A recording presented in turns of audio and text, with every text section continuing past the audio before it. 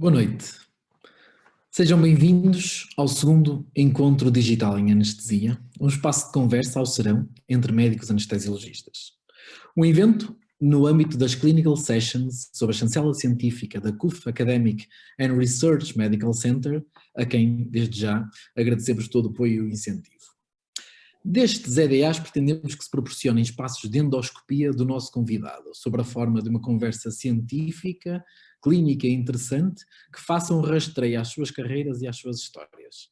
Uma partilha de vivências, de dicas, de ensinamentos e de aprendizagens. E se necessário for, biopsando aleatoriamente aqui ou ali algum pormenor que valha a pena esmiuçar. Algo que ajuda a passar o serão nestes tempos em que o tempo custa a passar.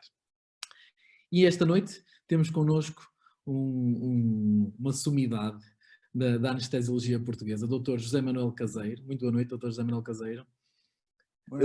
Ele, anestesiologista, ponto. Foi assim que, frugal e elegantemente, me pediu que o apresentasse, mas seria desrespeitoso, no mínimo, não dar um curto sumário da sua riqueza curricular ao auditório que nos acompanha.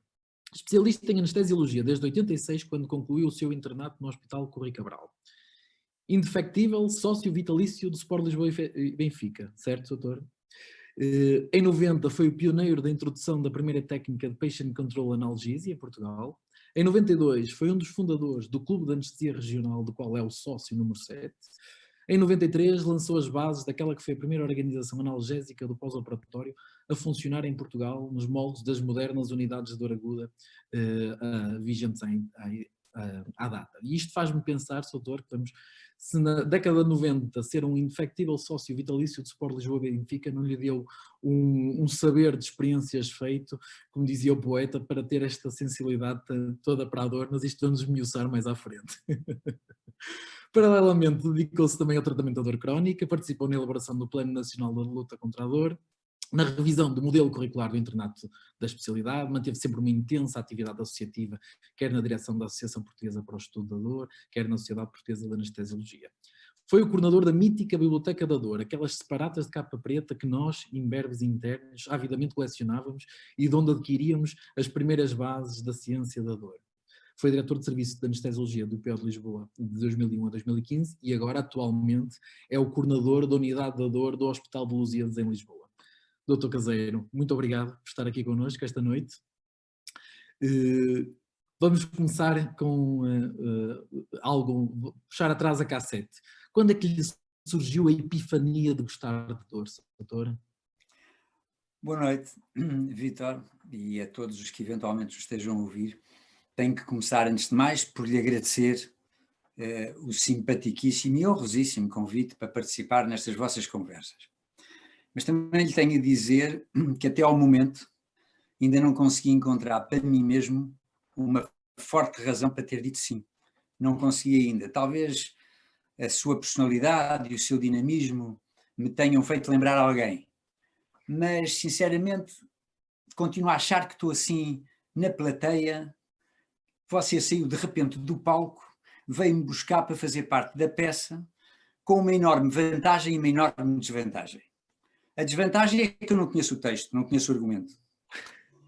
A vantagem é que, por causa disso, vou ter que improvisar.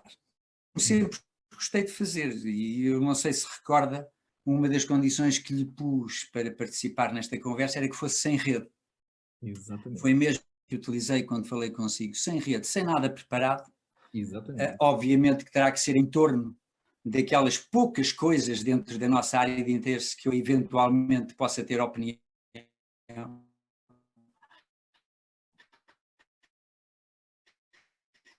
E a tal epifania em relação à dor, eu próprio tenho dificuldade um pouco. Mas começou muito cedo. Eu era um jovem interno policlínica e eu fui de um curso que, por força dos atrasos nas entradas da especialidade, fui até P6, sempre em medicina interna. Sim. Tenho a dizer-lhe que foi a primeira especialidade que me ocorreu seguir. Mais ainda, quando se deu a escolha da entrada para a especialidade, eu estava em condições de, com um estágio a mais de cuidados intensivos e uma ida à cardiologia, poder antecipar o meu exame de especialidade, se o quisesse fazer. Mas o meu saudoso diretor de medicina interna, o Dr. Almeida Dias, que adoro invocar, percebeu muito cedo que eu tinha uma atração para as coisas da dor. Eu achava que eram maltratados os doentes com dor, a dor era desvalorizada, estava muito ligada àquilo que à época entrava naquela balança, naquela dicotomia do pieguinhas, ou se tolerava bem era herói, se tolerava mal era piegas. Exatamente, o estoicismo. Rapidamente comecei a ter um entendimento, depois acabei por lê-lo e perceber que havia correntes que o defendiam, de que de facto o direito ao alívio da dor era de facto um direito, era um direito, passo plenar. E depois o Dr. Almeida Dias, eu deixei depois isso para o fim, para as minhas sugestões, acabou mesmo por me oferecer um livro, que é uma obra notável, de um grande cirurgião, René Lerich, um cirurgião, que publicou um livro em 1927 sobre la chirurgie de la douleur, frases admiráveis e reflexões admiráveis sobre a dor. Eu penso que esse livro foi a minha Bíblia, foi a minha catequese. A certa altura pôs-me esta questão: o que eu quero fazer é tratar da dor. Nessa altura, ainda em P6, antes de entrar na especialidade. Eu era P6, Sim. Era interno clínica, mas fazia medicina interna. Fazia bancos de medicina interna, claro que tutelado, mas fazia bancos de medicina interna, tratava doentes de internamento, dava-me à medicina. Essa epifania, essa sensibilidade surgiu mesmo antes de ter escolhido ser anestesiologista? Exatamente o contrário. Eu fui para a anestesiologia porque entendi que era a única via possível para chegar à dor. E continuo a defender isso. Acho que há várias vias para se chegar à dor crónica, neste caso, mas há uma que tem autoestrada, que se chama anestesiologia. Outras são vias secundárias. Exatamente. E a experiência mostrou-me isso. E mostrou-me isso como anestesiologista. Anestesiologia é essa, pois a adorar. Acho hoje, quando olho para trás, que talvez não pudesse mesmo ter tido outra especialidade, ainda que sempre focado no caminho da dor. Era médico, era otorrino, sei que ele teria tido um enorme gosto que eu fosse para o otorrino, embora não tenha tido nenhum desgosto em que eu fosse para a anestesiologista, mas eu disse muito rapidamente isso ao meu pai: eu vou para a anestesiologia porque o que eu persigo é a terapêutica da dor. E ele depois disse-me: olha, nunca vais fazer dor na tua vida, que sejas anestesista. O meu pai, que também se enganava, como as pessoas se enganam, enganou-se. É o que eu faço, é a única coisa que faço hoje na vida, sem nunca enjeitar a minha condição de anestesiologista. Nunca. E falava que, num artigo que o Dr. Caseiro coautorou com o professor Jorge Tavares, na revista da SPM, em 2013, falava que a primeira unidade, a consulta multidisciplinar de dor, na altura crónica e oncológica, nasceu em 78, no IPO de Lisboa. Sim, antes de mim.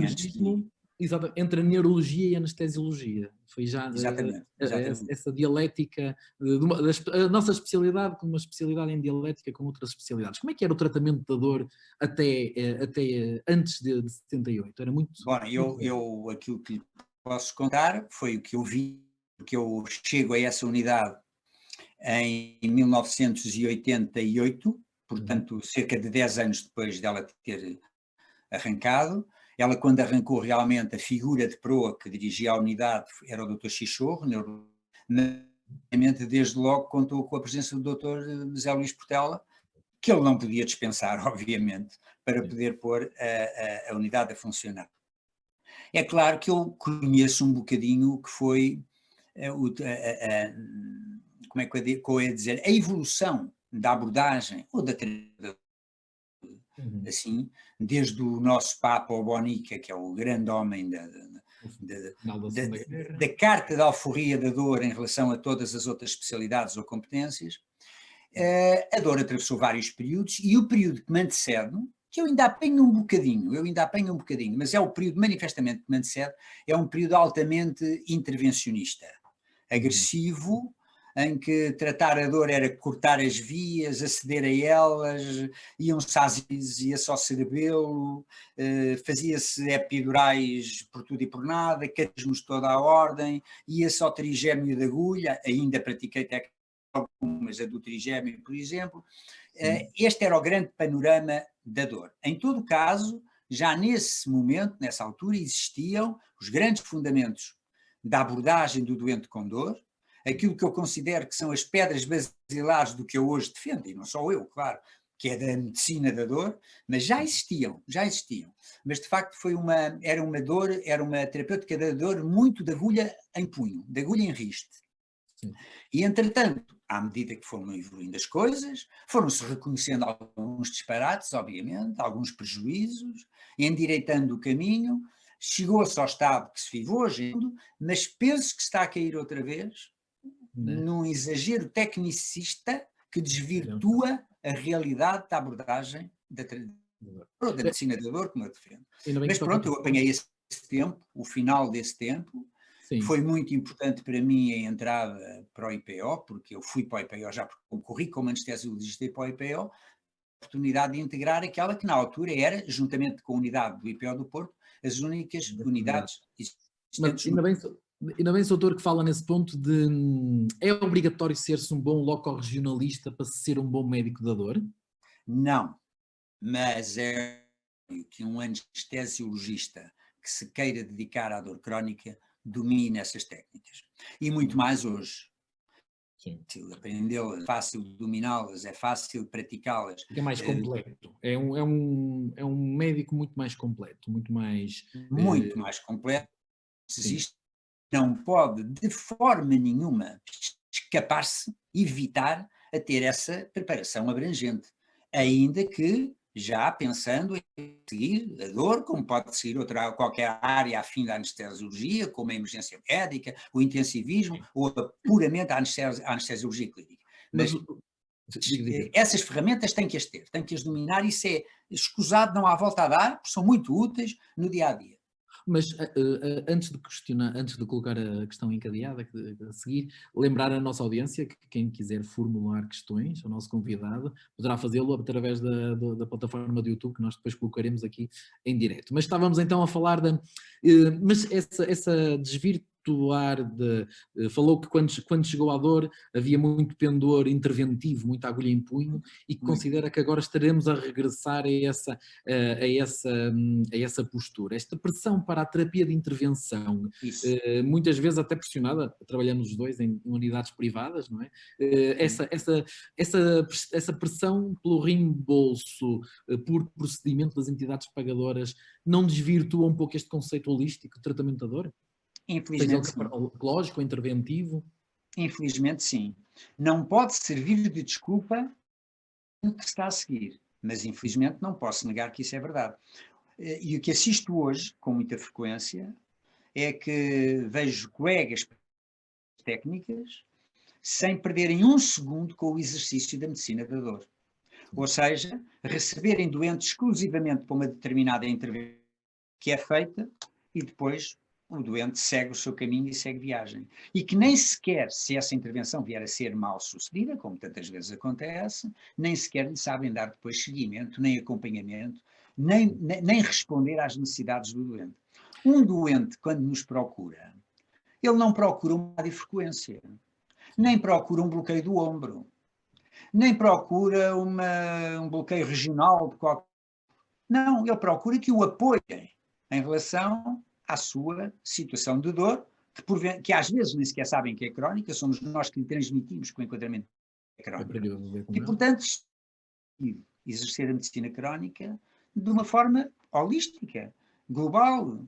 O que temos à frente é um doente que vem com uma doença, não com um sintoma, vem com uma doença que obviamente que é dominada sintomaticamente por sintoma de dor, mas que é muito mais complexa que isso, tantas vezes já arrastada de anos, maltratada por ter passado a mão de pessoas menos preparadas e que não foram expeditas em canalizar o doente para onde devia ser, e nós temos que avaliar como se ele tivesse um hipertiroidismo, ou como se tivesse uma doença gástrica, ou como se tivesse uma doença do cólon. Temos que fazer ali um exercício puro de medicina da problemática da dor, que é o que traz o doente até nós.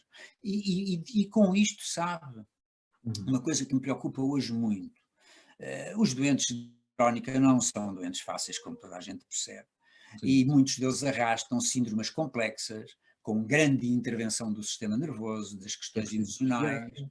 Nós estamos na fronteira, aliás, é assim que a medicina da dor deve ser. A medicina da dor deve ter fronteiras. É como se fosse um país do centro da Europa, que depois tem 5 países ou 6. Portugal é um mau exemplo porque só temos uma fronteira. Periférico. Nós temos que fazer fronteira com a medicina interna, mas também temos que fazer fronteira com a psiquiatria. E temos que fazer fronteira com a reumatologia. E temos que fazer fronteira com as técnicas de diagnóstico. E temos que fazer fronteira com a fisioterapia. E muitas vezes a multidisciplinaridade, e outras que não citei, e muitas vezes a neurocirurgia, por exemplo, que era quase indecente esquecer-me dela, e a neurologia, e muitas vezes a multidisciplinaridade não reside na equipa que oferecemos ao doente para tratar na nossa unidade, onde podemos ter listas diferentes ou 4, mas sim na forma como nos organizamos com as outras especialidades para que estes doentes possam ir e voltar e ser ouvidos direito connosco a gerir o problema. E isto Esse é um que é a ponto, multidisciplinaridade. muito, porque cá está, nós somos treinados como anestesiologistas a ser uma especialidade charneira, que fale diferentes linguagens, não é? Mas agora vou ser um bocadinho provocatório, doutor, se me permite, porque quais as razões que acha que estão na base da dor crónica ser uma área menos apetecível para a generalidade dos anestesiologistas? E a pergunta ligada já à seguinte, e como tornar a dor mais atraente para as novas gerações? Ora bem, eu acho que a anestesiologia é uma especialidade muito técnica, muito técnica. E tenho para mim, e vou dizer é controverso, não tenho medo, porque há muitos anos que o defendo, eu tenho para mim que cada vez mais a especialidade da anestesiologia terá que evoluir, e está a evoluir, se pensarem um bocadinho, para uma verdadeira medicina perioperatória. A anestesia, eu já não estarei cá, mas pode ser que eu ainda venha a ter razão, será uma especialidade da medicina perioperatória. E até que se prendem com os custos, com os investimentos em saúde, embora não só por isso, vão estar reservados para muitos técnicos alguns dos procedimentos e gestos que hoje praticamos. Eu costumava dizer, sem ofensa para ninguém, que ninguém se sinta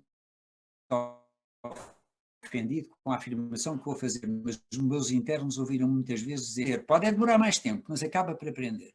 O que o guarda noturno nunca vai conseguir fazer é conduzir uma anestesiologia ou uma anestesia pelo espaço epidural. Isso ele nunca vai conseguir fazer. E, portanto, a evolução é essa.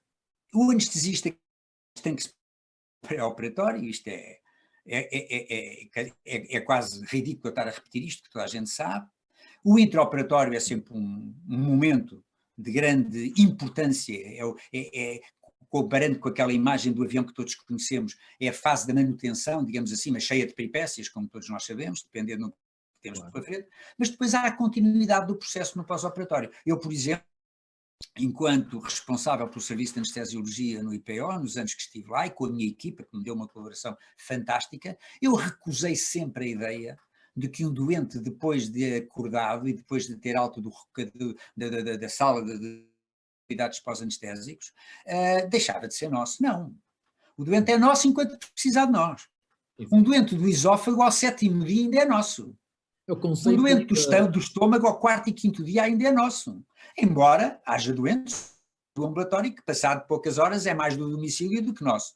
Mas a nossa atividade tem que se prender do início até ao fim de todo o processo perioperatório, que é o melhor termo que encontro. Sim, mas eu perguntava na dor, exatamente, como é que conseguiríamos, porque é que é uma área pouco apetecível para os nossos colegas mais novos? Porque os anestesistas ainda não ganharam, dentro da sua especialidade de anestesiologia, o gosto de percurso perioperatório.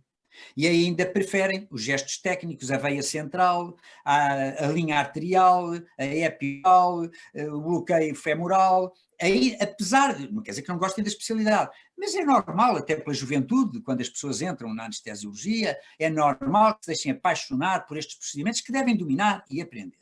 Mas quando começarem a amadurecer os aspectos clínicos relacionados com a área médica, que envolve toda esta panóplia de acontecimentos, que obriga que dominemos para tratar o doente com as múltiplas morbilidades e as dificuldades que as cirurgias implicam, acho que ganharão o gosto por algumas questões que não praticam no dia-a-dia, como, por exemplo, a consulta.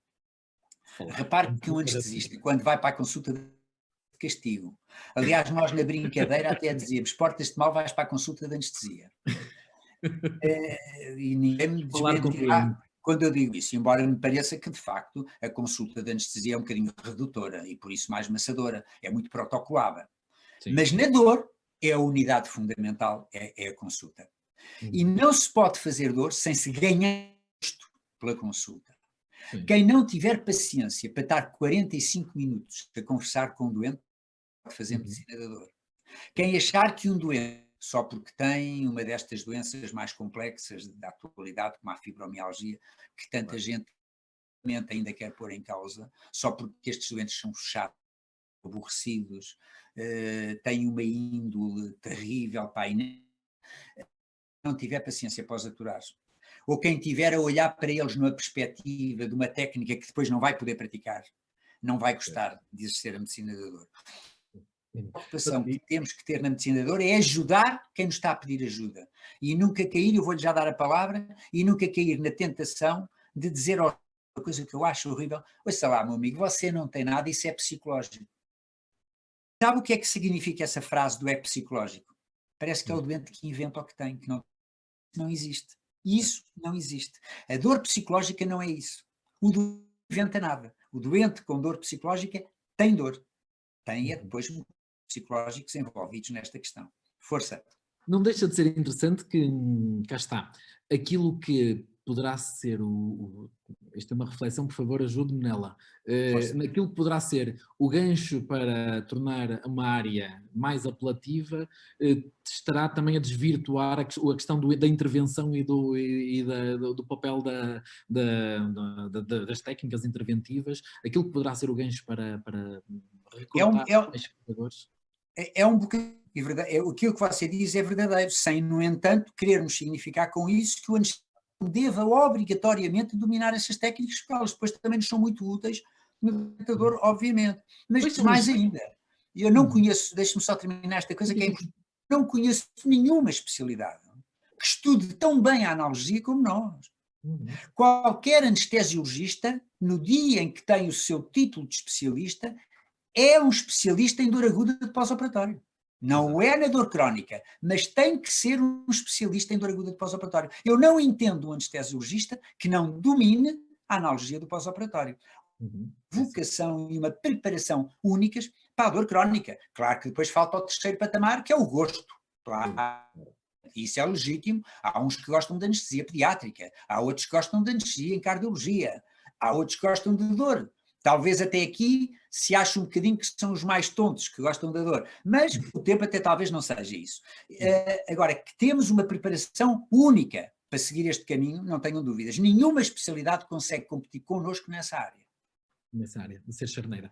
Qual é que é o papel que o Sr. considera das terapias não convencionais na dor, no tratamento da dor? Como é que...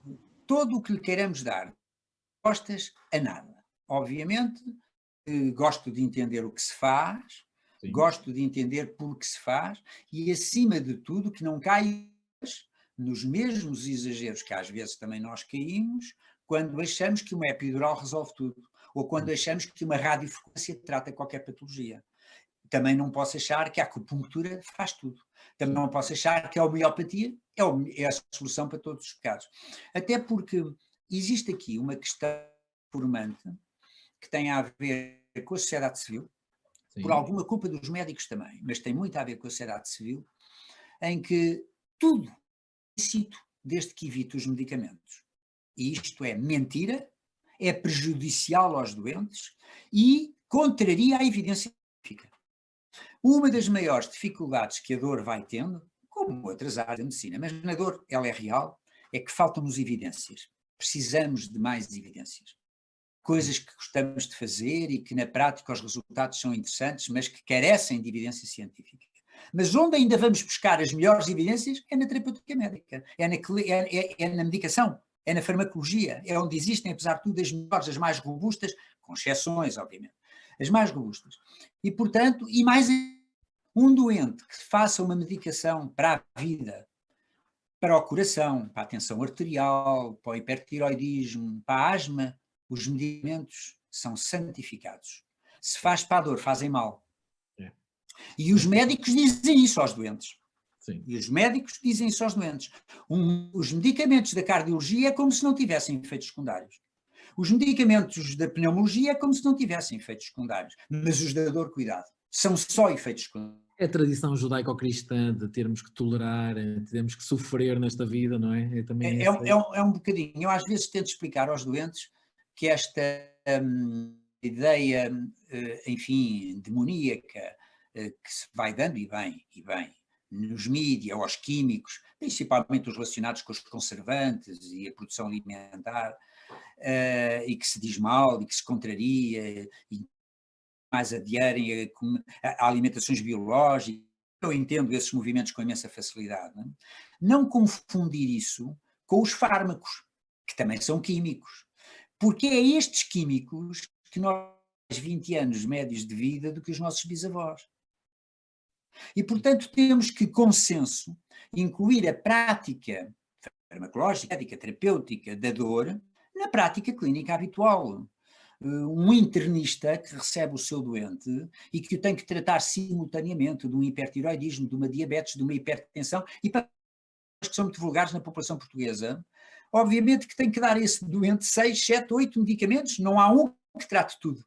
Há um que sirva simultaneamente para a diabetes, para o hipertiroidismo, para a hipertensão, não há.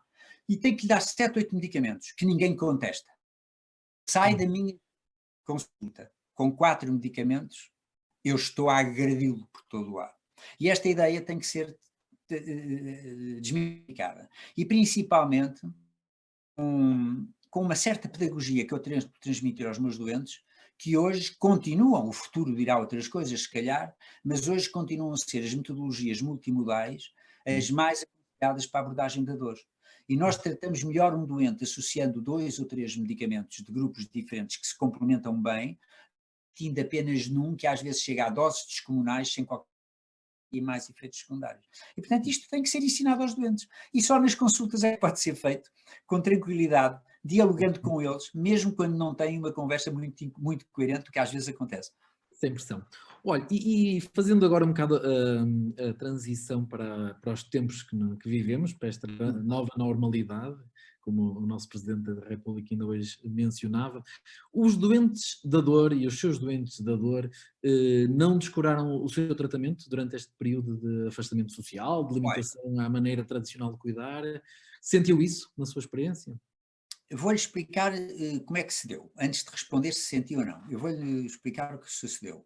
Eu tive uma percepção, eu e muita gente, muito óbvia no dia 12 de março, muito óbvia, de que em poucos dias estávamos a entrar em situações de confinamento.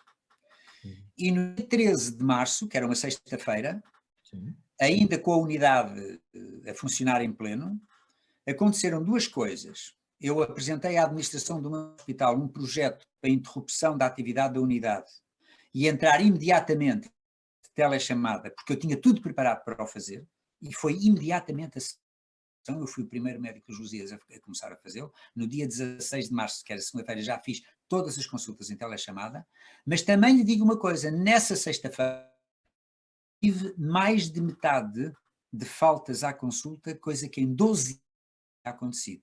Aconteceram as 2 coisas no mesmo dia, o que deu para perceber que já houve receio dos doentes, até porque, como imagina, a população de uma unidade de dor é predominantemente de idade. Exatamente. Mas, não só, mas é predominantemente, mas fundamentalmente tem um enorme predomínio de comorbilidades.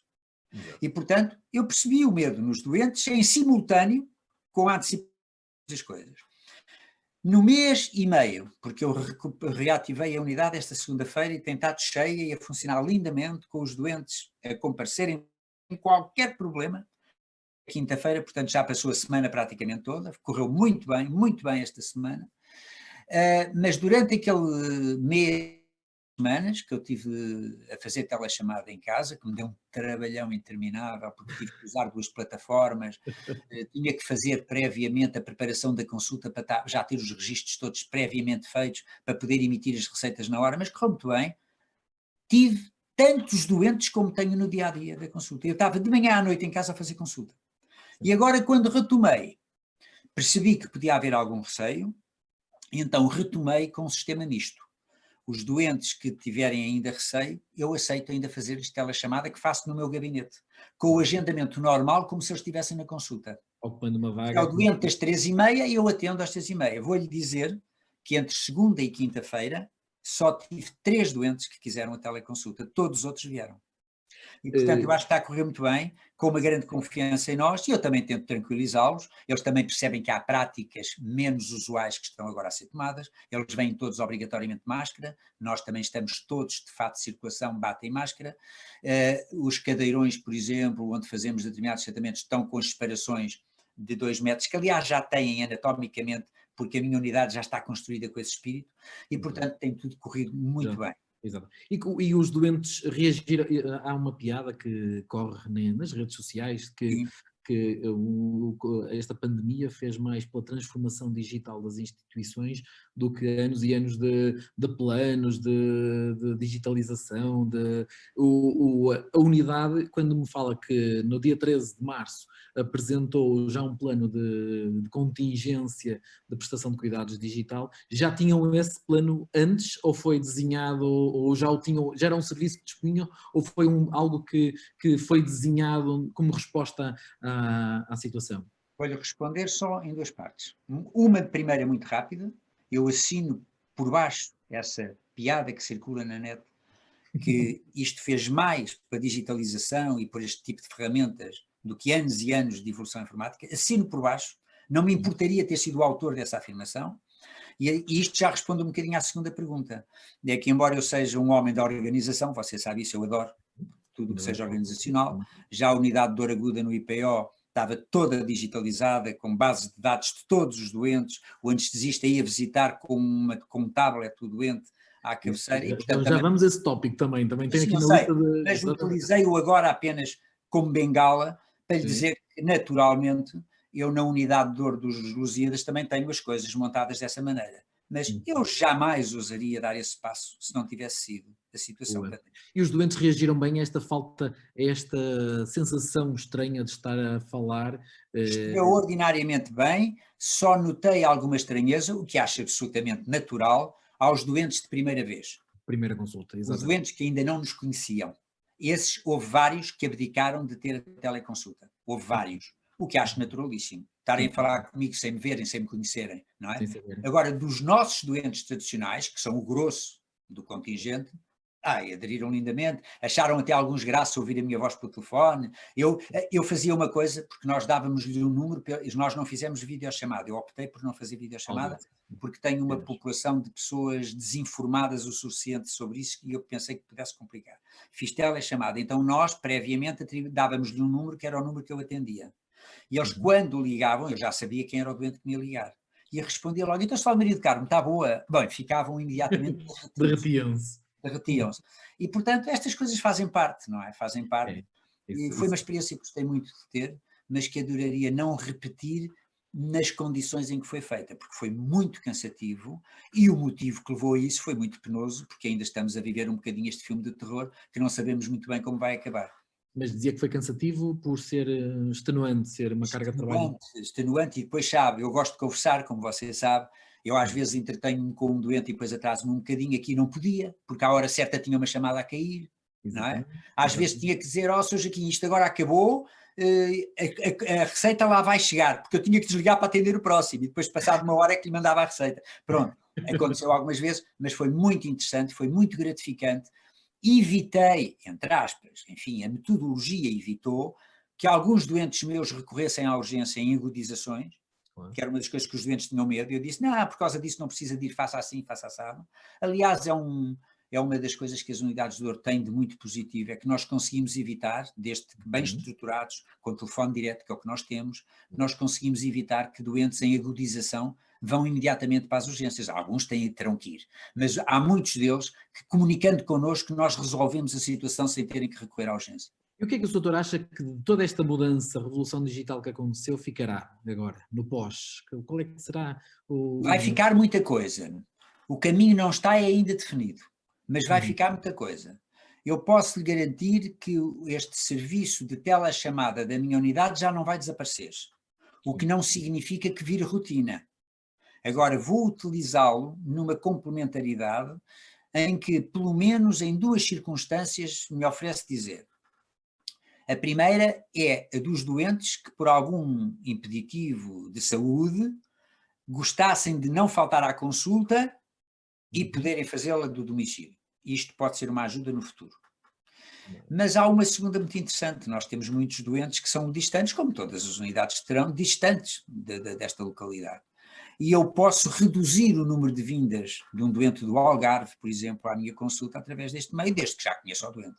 Claro, E desde que o propósito de fazer o ponto da situação, que é aquele que muitas vezes serve a consulta, possa fazer-se à distância. Uma mensagem aqui da nossa audiência, que está atenta, como é que idealizaria a questão da interação com o doente? O exame físico, o teste sensorial, a avaliação clínica, se é possível ou passível de ser digitalizada num futuro, fazendo quase um exercício de futurologia.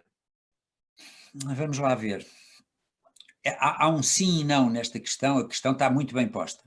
Eu sou fã destes modelos de protocolos, que podem melhorar os tempos de rendimento das consultas. Mas acho que a medicina da dor, pela variedade que nos apresenta, compadece-se pouco com estes protocolos. Eu acho que nós temos que utilizar, obviamente que temos que utilizar, numa observação do doente, temos que utilizar aquelas rotinas que nos são obrigatórias na observação, não é? Não pode ser de outra forma.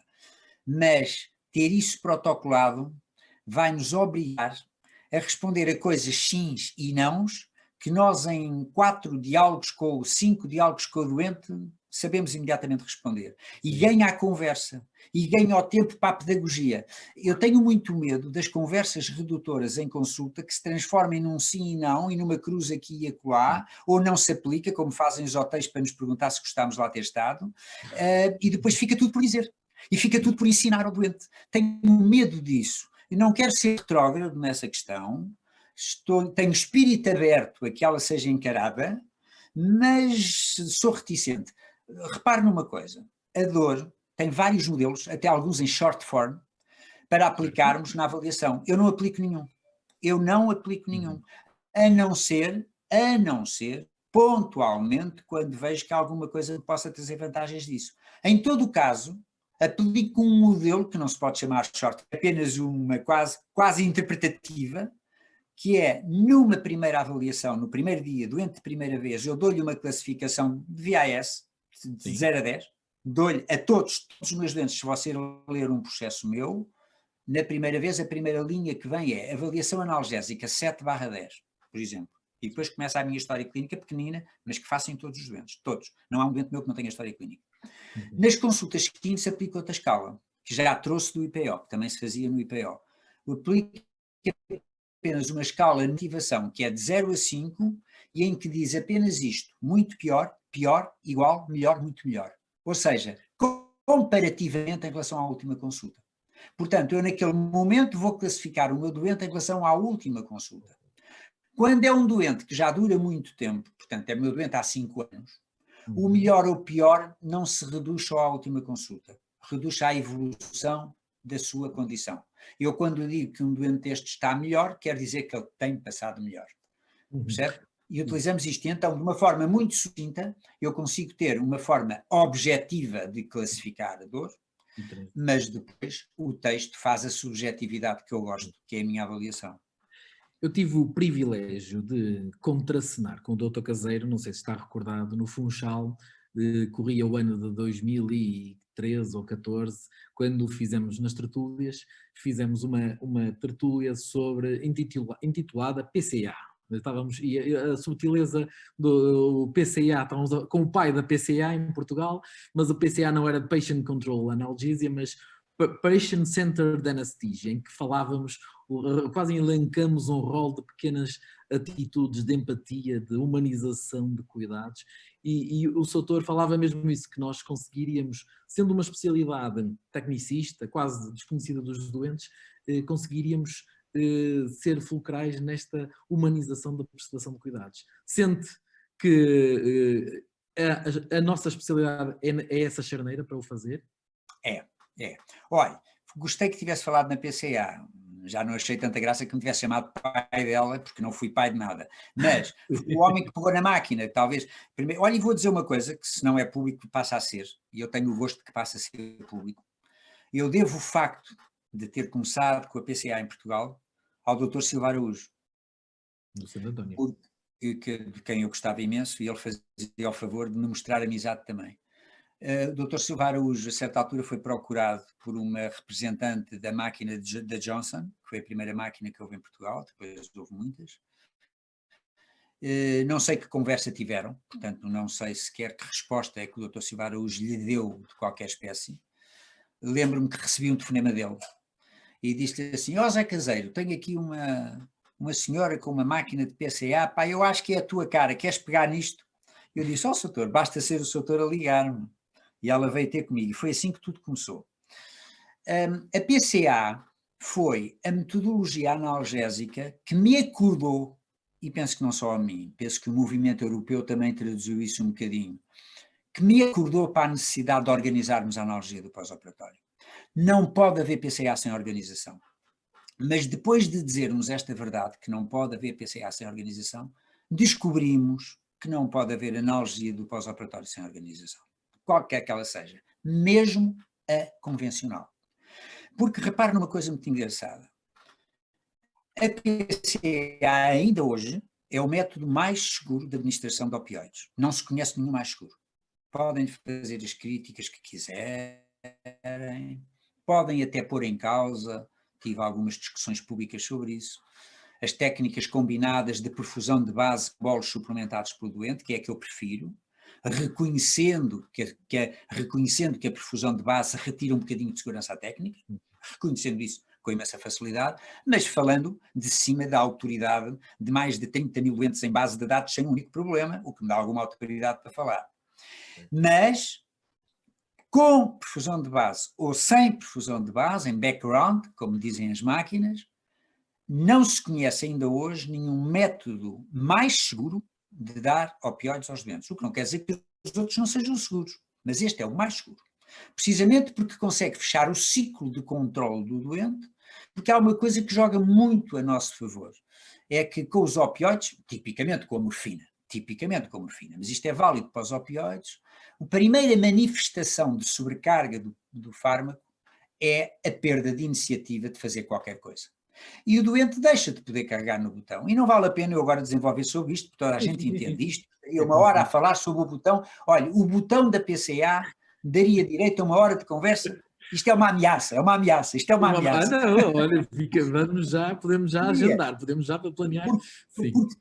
Porque é só o último reparo que faço em relação a isto. Um botão da PCA sem som não presta para nada, não interessa. Porque as máquinas vêm preparadas para tirar o som, mas é errado.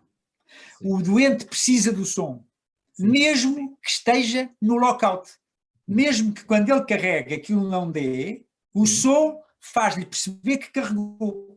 Tem um efeito de controle do seu tratamento. Senão, o que é que acontece? Quando você vai ler o histórico da máquina, num doente que não tem som, percebe que cada vez que ele carrega 6 vezes ou 7, para ter a certeza que deu.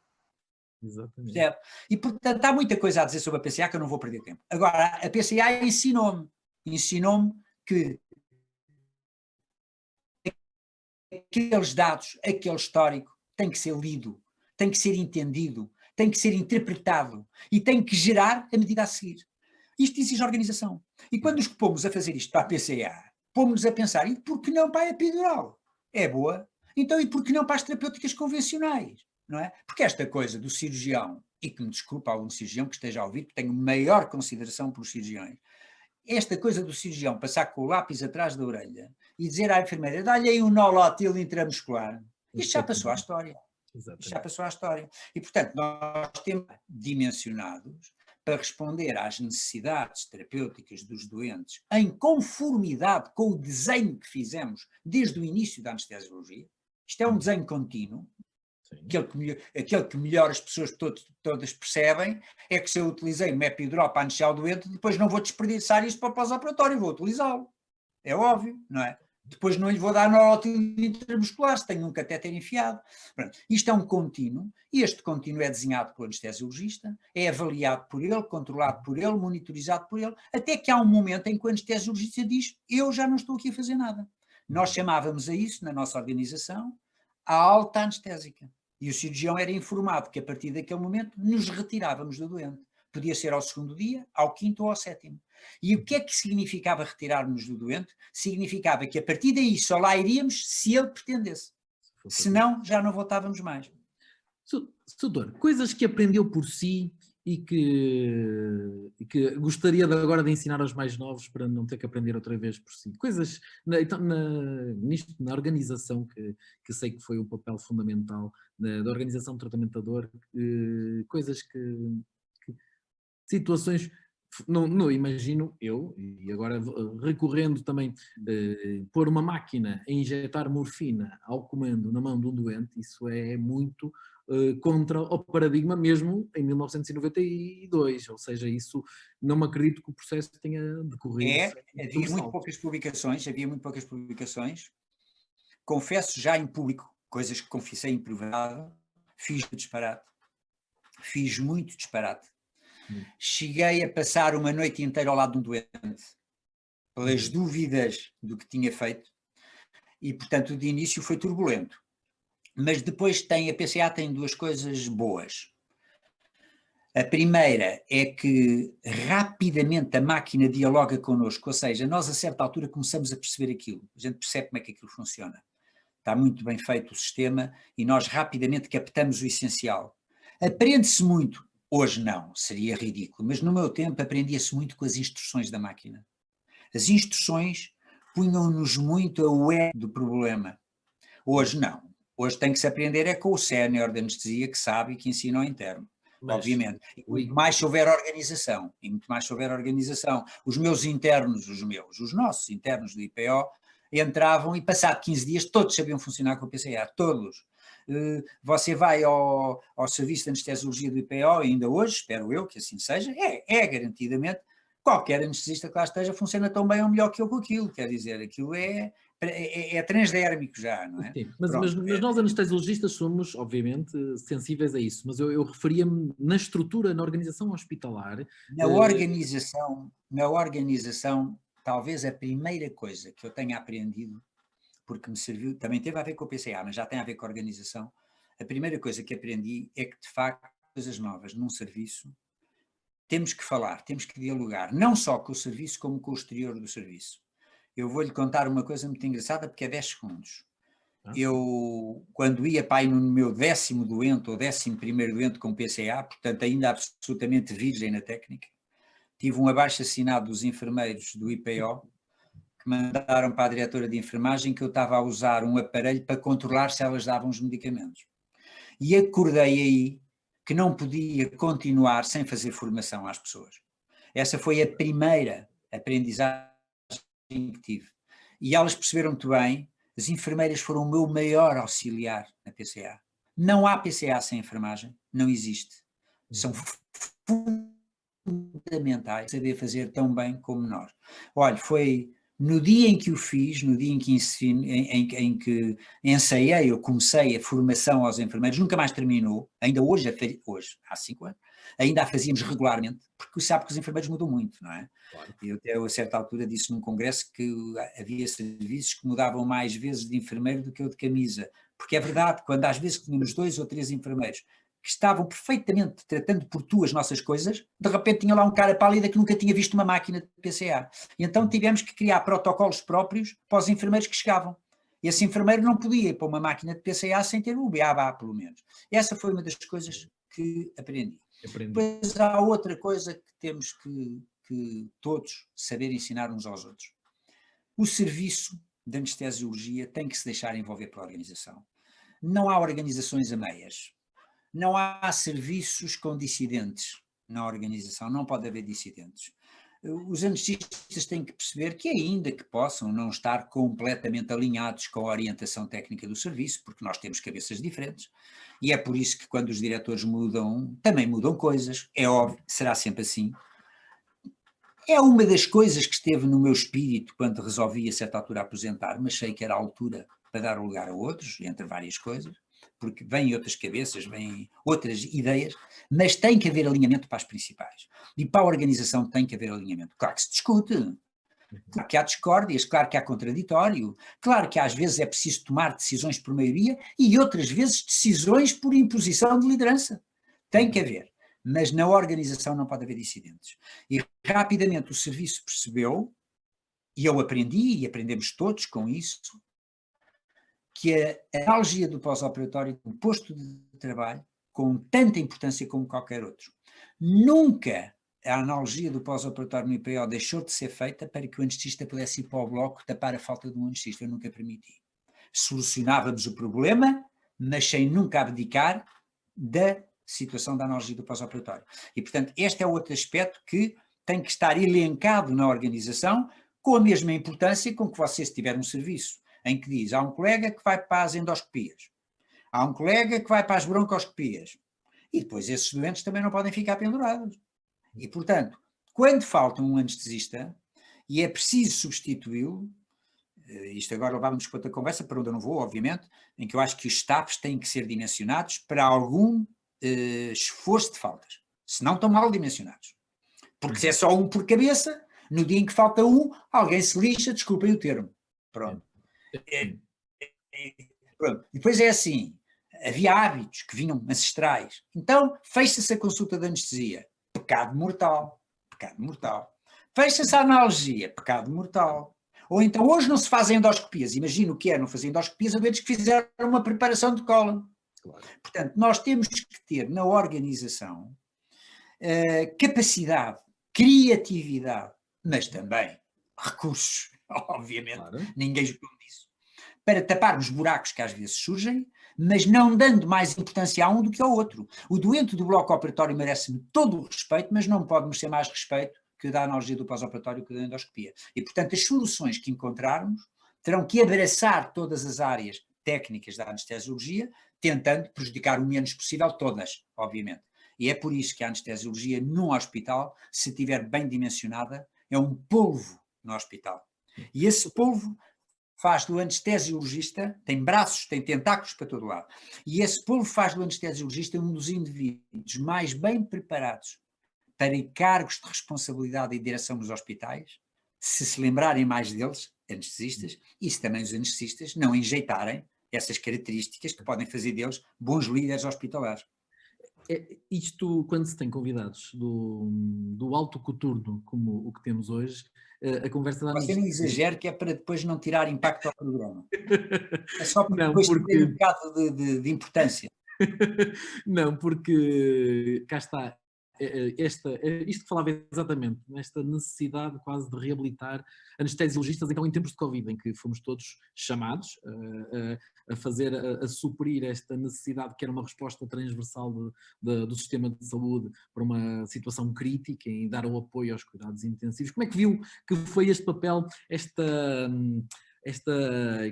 polimorfismo de saberes, como é que assistiu a isso neste sistema, o papel do anestesiologista nestes tempos de Covid? Nunca tive a menor dúvida, quando o problema escalou, nunca tive em dizer isto, e disse a várias pessoas, isto já caiu em cima dos anestesistas. Uhum. Quando num hospital ou numa estrutura hospitalar, sou capaz de até ir mais longe, no Serviço Nacional de Saúde, mas vamos radicar ao hospital. Quando num hospital alguém diz socorro, está a pensar no anestesista. E a Covid obrigou a pedir socorro. Obrigou a pedir socorro porque o imbróglio caiu primeiro, em primeira linha, nas unidades de internamento, mas rapidamente nas unidades de cuidados intensivos. E se você pensar nas questões relacionadas com os cuidados intensivos e nas afinidades das áreas técnicas, das especialidades médicas que estão ao lado, o que é que você tem? com preparação para entrar numa unidade de cuidados intensivos, mesmo que não tenha experiência. Se é para a abordagem das vias aéreas, só tem os anestesistas.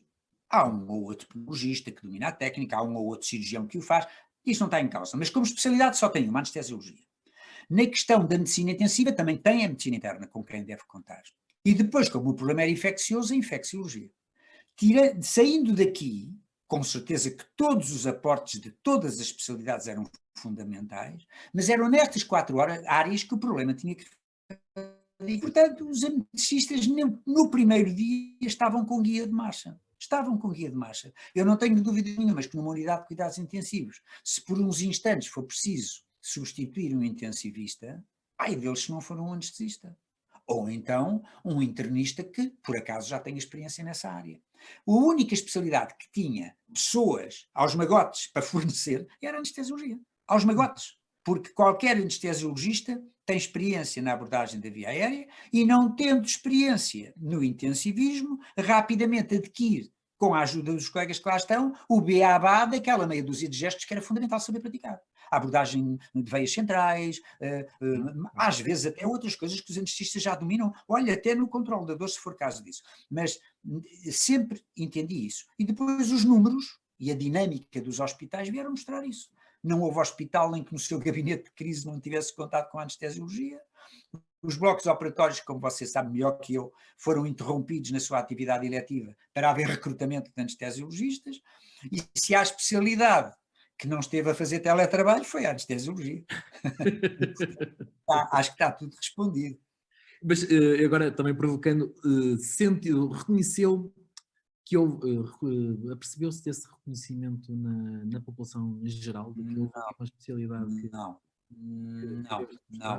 Não, mas esse problema é mais vasto. Não é porque não nos queiram ser reconhecidos, é porque o desconhecimento é tal que não estão sequer em condições de nos reconhecerem. Você ainda hoje fala com o comum dos mortais, às vezes com amigos nossos, fala-lhes, por exemplo, nos carros de emergência médica, eles pensam que é tudo cardiologistas que vai lá dentro. A gente fala com eles dos INEMs e da emergência médica, e eles acham que é só cardiologistas. Portanto, e pessoas cultas. A sociedade civil está a anos-luz ainda, apesar de os anestesistas já há uns anos mostrarem essa preocupação em passar para o exterior o que fazemos, mas está a anos-luz de perceber qual é o nosso papel nos hospitais. Está a anos-luz. Às vezes até algumas pessoas da área da administração e até alguns colegas nossos. Mas a sociedade civil está a anos-luz de compreender o papel do anestesiologista, a importância do papel do anestesiologista neste tipo de coisa. É uma área que carece, no seu entender, de literacia para a saúde, tornar-nos mais visíveis. Tornar-nos mais visíveis e não tenha qualquer dúvida. Dos países europeus e do pouco que vou sabendo sobre isso e lendo, acho que quem tem cuidado melhor desse processo são os franceses. Há um enorme respeito pela especialidade da anestesiologia em França. A anestesiologia em França está muito ligada ao espírito da sociedade civil nos carros de emergência. Eles interpretam os carros logo com anestesistas e estão muito preocupados a que sejam os anestesiologistas a cuidar do pós-operatório. Eu não tenho nenhum deslumbramento pelo modelo tradicional francês de prestação de cuidados, não sou deslumbrado por ele, mas reconheço que os anestesiologistas têm uma posição em França extraordinariamente evidente, visível. Não sei se você sabe isso, mas deve saber que em muitos serviços até são os anestesiologistas que fazem o penso pós-cirúrgico. Portanto, os anestesistas têm um papel no pós-operatório dos doentes, importantíssimo na enfermaria, no controle da dor, importantíssimo, e também nos veículos de emergência médica, o SAMUR ou SAMIR, que é o nome do sistema deles. Você pergunta a um trabalhador das obras ou um indivíduo metropolitano quem são os médicos que andam nisso tudo, e eles dizem todos, paramédicos e anestesistas. Respondem todos isso. E, portanto, eu acho que os franceses souberam dar visibilidade a alguns dos seus papéis. Já os anglo-saxónicos conseguiram valorizar mais o papel das unidades de dor aguda e dos anestesistas na dor aguda. As pessoas entendem melhor que é dos anestesistas que isso depende. conseguiram dar melhor importância. Mas não há dúvida que há muito trabalho a fazer para que as pessoas saibam o que é que os anestesistas fazem nos hospitais e que a anestesia não é um frasquinho que se compra numa farmácia para dar aos doentes. É, exatamente, nem o feiticeiro da tribo por trás da máscara que chega, exatamente, e também passa muito por nós tornarmos mais visíveis e darmos mais a conhecer, e aí a presença no pré-operatório, no pós-operatório, junto aos doentes, deixando cair a máscara, numa altura em que falamos de máscaras e as máscaras estão por todo lado, não é? Estará. Ó Soutor, isto, a sensação que eu tenho é que estaríamos aqui o resto da noite e infelizmente eu já estou aqui a receber a notificação de que precisamos de terminar. Você que governa o programa. Não, Soutor, não, eu só peço desculpa a quem nos ouviu o podermos ter ficado aquém das expectativas, porque aí a responsabilidade terá sido inteiramente não minha. Não me acredito. Vamos... Não, e volto à sua introdução, que foi que não saber ainda porque é que aceitou o convite que lhe formulei. Não, eu não sei, é porque é que lhe disse que sim. Fiquei muito contente por ter enganado, exatamente. Fiquei muito contente por ter enganado. Não sei. Olha, e como pedido que lhe fizemos, tínhamos pedido uma recomendação final, algo que servisse de amuse-bouche, que servisse de ensinamento a todos nós, e leve-nos, doutor, torne-nos pessoas mais... Não vou levá-los, nem vou ser muito original, mas vou ser uma vez mais eu próprio. Quatro coisas muito rápidas. A primeira, o livro que citei no princípio, que acho que foi a minha bíblia para ir para a dor, que vou mostrá-lo às pessoas para verem, é uma publicação de 1907 do René Relrich, que é La Chirurgie, la douleur. Isto foi para mim uma autêntica bíblia para... eu depois de ler imensos trechos deste livro, não tive mais dúvidas que queria ir para seguir um caminho para a terapêutica da dor. Ainda num jeito muito rápido, mas já em termos de recomendação, queria-lhes dizer que há uma obra, uma compilação, que foi feita quando da comemoração dos 40 anos do Serviço Nacional de Saúde, do nosso ilustríssimo e amigo, Dr. Martins Nunes, que é o Resgate da Dignidade, que está aqui, e que eu menciono porquê? Por um lado, porque acho que era um livro que todos deveríamos possuir, porque ele recolhe toda a informação da história do Serviço Nacional de Saúde, legislação, conceitos, os direitos humanos, como é que lá se chegou, é um livro notável. Mas porquê é que falo nele hoje? Porque na última linha da introdução escrita pelo Dr. Martins Nunes, na última linha, ele refere: todos somos responsáveis por todos. Acho esta frase premonitória, pensando no momento que vive hoje de pandemia, em que todos temos que ser responsáveis por todos. E finalmente, então, duas recomendações em força. Uma foi um livro que uma administradora, a doutora Ana Arfush, de quem gosto muito e que trabalhou comigo, me ofereceu no dia em que me aposentei do IPO, deixou-me em cima da secretária um livro que se chama Organizem-se, segundo Fernando Pessoa. É uma recolha de Filipe Fernandes, editada pela Oficina do Livro, de tudo, praticamente tudo. Eu penso que mesmo tudo o que ao longo da sua vida o Fernando Pessoa foi escrevendo sobre a organização. Ele era um homem extremamente preocupado pela organização. E este livro é incontornável. Tem um prefácio fantástico do Horto Osório, em que ele diz uma frase muito curiosa, que eu vou ler porque acho que tem interesse dizer aqui, que este livro foi para ele, Horto Osório, inspirador, divertido, inteligente e, por vezes, bem à maneira do Pessoa, pouco evidente. Eu diria que o livro é imperdível. Tem aqui momentos fantásticos de organização a sério, mas também de coisas tão simples como, por exemplo, dirigir um subscrito a alguém quando a intenção é diferente daquela que parece. E, finalmente, para terminar, uma coisa lúdica, eu sou um apaixonado da enologia, dos vinhos, das regiões vinícolas, gosto de passear por elas, já fiz alguns cursos, às vezes vou a provas. Em resumo, não percebo nada, mas gosto imenso. E tenho um livro que é muito engraçado, que me foi oferecido por um grande amigo meu, que é uma edição da Lonely Planet, que é Wine Trails. E nesta época em que não se pode viajar, ou que vai ser difícil antevermos quando voltaremos a fazer, este livro oferece-nos 52 fins de semana, para o ano inteiro, portanto, em regiões vinícolas de todo o mundo, e lá vem o nosso Douro, muito bem assinalado, com o turismo que se faz hoje ligado ao enoturismo, mas também às plantações, às castas, ao vinho do Douro, ao nosso fantástico vinho do Douro, não só o do Porto, mas também de Mesa, e é um livro interessantíssimo, até para desfolhar, e para enquanto não pudermos viajar, pormos a mente a viajar. Como veem, não os consegui levar, mas acho que lhes dei umas sugestões que não se arrependerão se vierem a optar por alguma delas. Soutor, é verdade. E eu aqui da região vitivinícola do Dão Lafões, que é onde me É encontro neste verdade. momento, só tenho que lhe agradecer a sua Olha, tive vontade imenso gosto. e, Tive imenso gosto. exatamente, foi um gosto e uma honra poder ter estado Tive imenso. aqui em conversa com o Soutor e fica a promessa de lhe voltar a lançar mais convites para outros tipos de desafios e Vamos outros ver, tipos de eu mais do que essa promessa, faço é questão de ir sabendo de si. Gosto muito da sua personalidade e da forma como se dedica com alma e coração, o entusiasmo que dedica a esta causa. Eu acho que foi exatamente aí que residiu a grande razão de eu lhe ter dito que sim, e por isso o maior favor que me pode fazer é ir-me deixando saber de si ao longo do tempo. Um grande abraço. Um grande abraço e uma boa noite. Muito Até obrigado. breve, Boa até noite a breve. todos.